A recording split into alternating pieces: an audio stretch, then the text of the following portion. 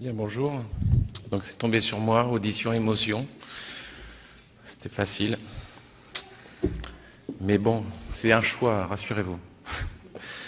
Donc moi je vais vous parler de la perception, de l'émotion et de l'audition. Je suis tombé sur ce sujet parce que on m'a dit c'est intonation, prosodie. En fait, à Cahors, on a un étudiant qui a travaillé là-dessus. Je dis tiens, c'est une bonne idée. Et du coup, j'ai regardé un petit peu les publications qu'il y avait dessus. Et en fait, il y a très peu de publications sur l'émotion et l'audition. Et pardon, c'est en fait une spécialité qui met en fait c'est un sujet qui met en jeu plusieurs spécialités, l'audiologie, la neuroscience, la psychologie et la science du numérique entre autres. Et ce que je vais faire ce matin, c'est que je vais vous relater un petit peu les propos qui ont été tenus dans un groupe de travail à Nashville, qui en fait moi m'ont beaucoup intéressé, qui sont des pistes en fait, mais qui sont aussi une base de travail pour ceux qui souhaitent un petit peu travailler sur l'émotion et sur l'émotion de vos patients, entre autres, qui est perçue. Donc ce groupe de travail en fait a mis en commun des connaissances théoriques. Ils ont fait une revue de littérature que j'essaierai de vous résumer rapidement. Et puis ils ont défini aussi les termes en vue des recherches futures et ils ont posé une base qui est relativement intéressante. Donc je fais quelques rappels, je vais aller très très vite sur les rappels. La perception acoustique de l'émotion, Étienne et Charlotte vous en ont parlé. Les indices vocaux prosodiques, la variation temporelle, fréquentielle du fondamental laryngé, ça c'est la partie d'Étienne. Les indices acoustiques de la parole, enveloppe temporelle, structure fine, variation, ça c'était la partie de Charlotte. Le débit de parole, il y a Stéphane qui nous en a parlé un petit peu de 9h à 10h. Les pauses, les silences. Et puis toute cette perception qui est variable en fonction de l'âge. Et en fait, on verra qu'il y a des fonctions qui sont mises en jeu qui sont différentes, en fonction de l'avancée dans l'âge, entre autres. Donc la perception de l'émotion, il y a une définition qui a été actée lors de ce groupe de travail, qui est basée sur la définition de Mulligan et Scherer.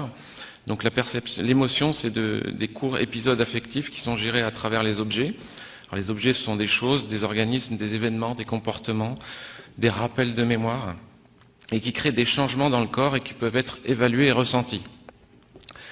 Donc, ils ont mis en place un système de classification. Vous avez un système qui va être catégorique, qui va être un descripteur basique, qui va dire, voilà, l'émotion, vous avez l'émotion, la joie, la peur, la tristesse, il va falloir les identifier. Et puis, il y a aussi un système dimensionnel de l'émotion, c'est-à-dire qu'on va travailler sur la variabilité des émotions. Et donc on fait appel à des notions d'éveil et de valence qui sont liées à la psychologie.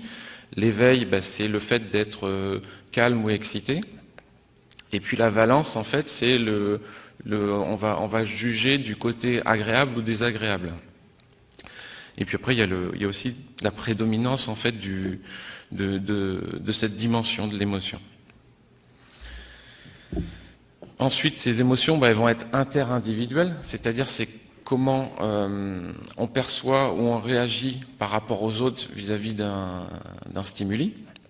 Et puis, il y a cette émotion qui est intra-individuelle. Comment elle évolue au sein de nous. Est-ce que je me sens de mieux en mieux ou de moins en moins bien? Là, c'est de moins en moins bien, je vous avouerai. Ensuite, évidemment, il y a la cognition qui va jouer un rôle, c'est-à-dire que le déclin cognitif affecte négativement la capacité de reconnaissance. Lima, Dick, Krefeld, tout ça, tous ces chercheurs ont montré en fait que l'état cognitif avait une influence sur la perception des émotions et interindividuelle, c'est-à-dire entre individus, entre autres. Ensuite, ils ont défini des méthodes. Il y aura des méthodes objectives de perception des émotions pour juger de la perception des émotions. Donc, il y aura des méthodes subjectives et objectives. Les méthodes subjectives, on va utiliser des questionnaires. Ça va être des questions ouvertes en général. Quel type d'émotion ressentez-vous? On va utiliser des listes d'adjectifs qui vont être calibrées. Et puis, on va aussi utiliser des méthodologies qui sont liées en fait au schéma qu'on a défini avant, c'est-à-dire qu'on va avoir des schémas dimensionnels qui vont juger de la valence, si c'est plus ou moins agréable, avec des échelles pareilles de cotation. Au niveau des questionnaires, il y a un questionnaire bon, pour ceux que ça intéresse, il y a un questionnaire qui s'appelle EmoCheck, qui est canadien et qui a été validé. Il utilise en fait l'émotion ressentie et avec des échelles validées. Bon, il y a plein de questionnaires qui existent. L'idée, c'est justement de cadrer un petit peu les choses et de cadrer un petit peu la recherche dans ce domaine-là qui en fait où tout reste à faire. Au niveau des méthodes objectives, on va utiliser des méthodes comportementales. Par exemple, ça va être identifier ou reconnaître des émotions avec des réponses fermées. Donc ça, vous serez soumis de toute façon à un test à la fin de ma présentation. Et vous avez intérêt à bien répondre puisque c'est noté. Et puis, après, on va pouvoir faire des mesures physiologiques aussi, périphériques. On va mesurer l'activité musculaire, évidemment, quand on vous crie dessus, vous vous crispez, donc ça se mesure. On va faire de la physiologie neurale, on va vous mettre des électrodes sur la tête pour mesurer un électroencéphalogramme. On peut mesurer en fait l'émotion de manière très très objective.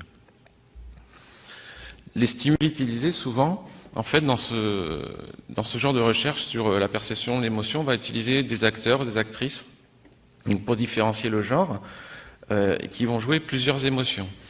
Et du coup, on peut jouer de 4 à 10 émotions, voire 12, et il va falloir que vous reconnaissiez entre 4 et 12 émotions.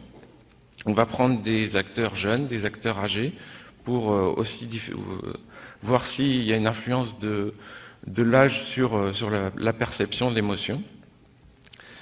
On va utiliser des listes de phrases dans le silence, dans le bruit, et vous verrez que quand on va faire un petit peu la revue de la littérature, on a des recoupements qui sont assez étonnants entre la perception de l'émotion et la compréhension dans le bruit, entre autres. On peut utiliser donc des vocalisations non verbales, on peut utiliser des échantillons sonores, des échantillons de musique qui vont créer de l'émotion. On va pouvoir identifier une émotion sur une musique. Et puis on peut aussi travailler avec des tests visuels, avec des tests par image. D'ailleurs, je vous en avais mis un en tout début de présentation. Donc on va passer un petit peu la revue de littérature qui a été faite dans ce groupe de travail. En fait, ils ont travaillé sur plusieurs critères qui sont l'âge, la perte d'audition. Ils ont parlé du cas particulier des enfants et ils ont parlé aussi de l'appareillage. Donc l'effet sur la perception de l'émotion inter- et intra-individuelle par rapport à l'âge. Il faut savoir que les sujets jeunes perçoivent mieux les émotions que les sujets âgés. Alors, l'explication, elle est pas si évidente, puisqu'en fait, on évolue au cours de l'âge, et il s'avérerait que plus on vieillit, mieux on perçoit l'émotion de tristesse. Donc, écoutez, moi je suis pas triste, mais en fait, il s'avère que une partie des études dit qu'il y a une stratégie de compensation qui se met en place au point de vue cognitif avec l'âge. Et c'est intéressant parce que c'est aussi ce qu'on recherche un petit peu, et c'est les questions qu'on se pose dans la compréhension dans le bruit, entre autres. Et il s'avérerait que plus on vieillit, plus on met en engage le cortex préfrontal, qui fait appel en plus à la mémoire de travail. Et on utilise beaucoup moins notre cortex amygdalien, enfin notre amygdale, qui est le centre de l'émotion. Donc cette stratégie, elle se fait avec l'âge. Ensuite, avec l'âge, en fait, on va augmenter notre gamme de valence, c'est-à-dire qu'on va trouver les choses agréables plus agréables, et les choses désagréables plus désagréables. Mais ça, c'est pour les gens qui sont normentendants. Évidemment, quand on a une perte d'audition, et donc c'est le deuxième critère sur lequel ils ont travaillé, il s'avère que cette gamme de valence, elle diminue avec la perte d'audition. Donc évidemment, il y a un effet d'âge et de perte d'audition qui fait qu'on est beaucoup moins sensible quand on a une perte d'audition. Et il s'avère que les malentendants, en fait, ont des grosses difficultés par rapport aux normentendants à reconnaître les émotions. Donc toutes les études montrent que en fait, tous les gens perçoivent très bien l'émotion de la peur, mais c'est vrai que l'émotion de joie ou de tristesse est moins bien perçue en général. Au niveau de la perte d'audition, c'est pareil, il y a des stratégies compensatoires qui sont mises en place, mais en fait qui ne font pas l'effet attendu sur la perception de l'audition. Au niveau des enfants malentendants, en fait, en fonction, ils vont être touchés de la même manière en fait que les gens qui ont une perte d'audition. Ils vont avoir les mêmes dégâts au niveau de la perception de l'émotion, et ils vont être plus ou moins marqués en fonction du degré de la perte. Sachant qu'il y a un problème de modalité et d'évaluation de la perception de l'émotion, puisque les chercheurs pensent que du fait qu'il y ait une perte d'audition chez l'enfant, il y a un retard de parole, il y a un retard de la mise en place de la perception des sons. Et en fait, cette différence de perception de l'émotion est plus liée au retard de parole que... Donc en fait, ça serait un sous-produit du retard du développement de l'enfant. Et du coup, ça ne serait pas forcément lié à la perte des indices acoustiques. Donc en fait, c'est des choses qui sont difficiles à évaluer, et il s'avère qu'aujourd'hui, toutes les études qu'il y a ne font pas cohérence, si vous voulez, dans une direction ou une autre, et en fait, tout reste à faire. Au niveau de l'appareillage, sur l'appareillage classique, il y a peu d'articles, et le peu d'articles qu'il y a un effet limité. On a une petite étude qui a été faite à Cahors sur cela, et c'est vrai que en fait, il s'avère que les effets limités se font par les divergences de conclusions, de résultats, et ils mettent en avant en fait la difficulté des seuils basse fréquence, de la détermination des seuils basse fréquence, qui ne fait pas l'unanimité. Et apparemment, les seuils basse fréquence, qui sont importants pour, entre autres, la variation du fondamental laryngé, sont mal déterminés dans les études qui ont été répertoriées. Donc, l'appareillage auditif, malheureusement, a peu d'effet sur l'évolution de la perception de l'émotion. Pour ce qui est de l'implant cochléaire, on va aller assez vite, puisque Étienne vous a présenté un petit peu ce qui se passait au niveau de l'implant cochléaire. Évidemment, l'implant cochléaire, il donne des informations d'enveloppe. Ça va être difficile de rendre tout ce qui est aspect prosodique. Alors, il s'avère que le fait d'augmenter le nombre d'électrodes améliorerait le timbre. Et malheureusement, c'est mis en balance avec les stratégies en fait de codage des implants. C'est-à-dire que on n'est pas, de toute façon, Étienne vous l'a montré, c'est pas non plus, c'est pas la panacée d'avoir un implant pour ressentir les émotions.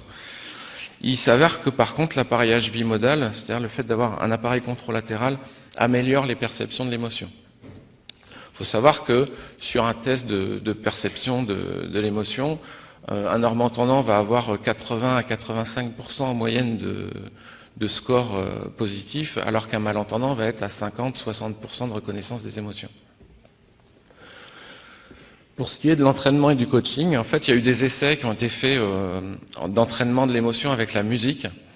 Il s'avère que ça ne fonctionne pas très bien non plus, puisque en fait, il ne faut pas s'intéresser à dire si je vous mets une musique classique, ça va me procurer de la joie ou de la tristesse en fonction du type de musique que vous mettez, ou si je vous mets du rock, ça va mettre de la colère. En fait, il s'avère que cet entraînement-là ne prévaut pas du fonctionnement en fait du patient. C'est-à-dire que sa perception de l'émotion, il a ses stratégies à mettre en œuvre, et quand on va faire un entraînement en fait ou un coaching pour améliorer la perception de l'émotion, il va falloir s'intéresser en fait à son mode de fonctionnement, de perception de l'émotion, et pas à ce qu'on veut lui faire passer comme émotion. Donc c'est assez complexe, et aujourd'hui il n'y a pas de résultats sur l'entraînement et le coaching. Allez, maintenant, ce que je vais faire, c'est que je vais vous faire un petit jeu. Je vais demander à la régie d'allumer un peu la lumière, parce que je ne vous vois pas. Donc je vais vous faire écouter un son, et puis je vais vous demander quelle émotion vous avez perçue. Alors c'est pas un son, en fait c'est un texte qui est joué par un acteur, et puis vous allez me dire... Je suis Claude Lorius, glaciologue, membre émérite de l'Académie des sciences. C'est vrai qu'il y a la même concentration de gaz à effet de serre au pôle sud qu'aux portes de Paris. Il n'y a pour cela qu'une seule atmosphère C'est quelque chose qui m'a frappé dès le début de mes travaux dans les régions polaires. Je pars en stage au Groenland, je vois des aurores boréales. Peu de temps après, je suis en Antarctique, je vois de nouveau des aurores boréales. Ces aurores polaires, elles sont créées par les particules de vent solaire dirigées par les lignes de force du champ magnétique. Cette chose protège un peu cette planète. C'est très haut ça, et en dessous, il y a notre planète. L'autre chose qui m'a surpris, c'est quand on a mesuré la radioactivité dans les couches de neige. On a trouvé toutes les traces des explosions nucléaires qui ont été faites dans l'hémisphère nord. C'est bon, je vous ai perdu là? Alors, qui a trouvé que c'était une émotion de joie? Personne. La tristesse? Ah, d'accord. Au départ. Alors, Éric Bizaguet nous dit la tristesse au départ. Et donc ça finit en peur? Qui pense que c'est de la peur? D'accord. Donc pour l'instant, vous êtes partagé entre tristesse et peur. La colère? Il y a un petit peu de colère. Neutre? D'accord. Alors je ne vous dis pas la réponse, je vous fais écouter un deuxième extrait. Je suis Claude Lorius, glaciologue, membre émérite de l'Académie des sciences. C'est vrai qu'il y a la même concentration de gaz à effet de serre au pôle sud qu'aux portes de Paris. Et il n'y a pour cela qu'une seule atmosphère. Et c'est quelque chose qui m'a frappé dès le début de mes travaux dans les régions polaires. Je pars en stage au Groenland, je vois des aurores boréales. Peu de temps après, je suis en Antarctique, je vois de nouveau des aurores boréales. Ces aurores polaires, elles sont créées par les particules de vent solaire dirigées par les lignes de force du champ magnétique. Cette chose protège un peu cette planète, c'est très haut ça, et en dessous, il y a notre planète. Et l'autre chose qui m'a surpris, c'est quand on a mesuré la radioactivité dans les couches de neige, on a trouvé toutes les traces des explosions. Bon, parce que c'est un peu long quand même. Alors là, qui pense que c'est de la joie? Personne. Tristesse? Allez, un petit peu de tristesse. La peur? Une personne de peur. Colère? Neutre? D'accord. Allez, je vous fais écouter le dernier, et après, je vous dis les réponses. Je suis Claude Lorius, glaciologue, membre émérite de l'Académie des sciences. C'est vrai qu'il y a la même concentration de gaz à effet de serre au pôle sud qu'aux portes de Paris. Et il n'y a pour cela qu'une seule atmosphère. C'est quelque chose qui m'a frappé dès le début de mes travaux dans les régions. Allez, ça c'était... Bravo. Donc le dernier c'était la joie. Vous avez trouvé le deuxième, c'était neutre. Le premier c'était la peur progressive en fait. Donc ça a été fait à Toulouse. Je remercie en fait Hugo Filleul, étudiant à Cahors, et puis son maître de mémoire qui m'ont permis en fait de vous faire écouter ces extraits. Et puis écoutez, en conclusion, on a défini un petit peu les choses, on a vu comment on pouvait les évaluer. Il y a tout à faire en fait sur l'émotion. Moi, je vous invite à y travailler parce que c'est pas si évident que ça en audioprothèse de faire ressentir des émotions aux patients. Et il y a vraiment un gros travail à faire pour qu'on puisse avancer sur ce schéma-là. Je vous remercie de votre attention.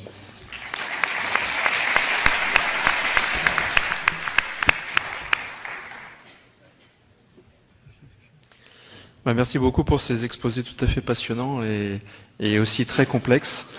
Il y a une question qui a été posée dans la salle, auquel peut-être... oui.